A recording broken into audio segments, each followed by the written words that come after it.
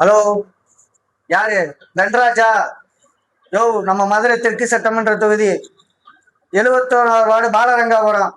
அங்க முருகன் கோயிலுக்கு ஏத்தாப்புல பூரா சாக்கடை தண்ணி தேங்கி சின்ன பிள்ளைய ஊரை நடமாட முடியாம கிடைக்கா.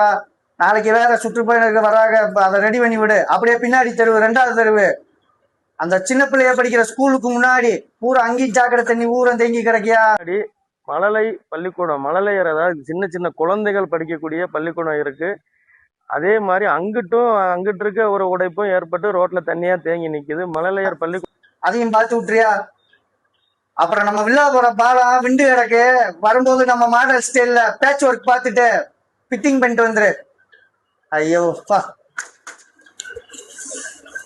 ஆமாமா, அரசியல்ல ரொம்ப பிஸியா இருக்கேன். போன் எடுத்தா நச்சு நச்சுன்றாங்க. ஏதோ இந்த எம்எல்ஏ வாழையே சாதிக்க முடியல.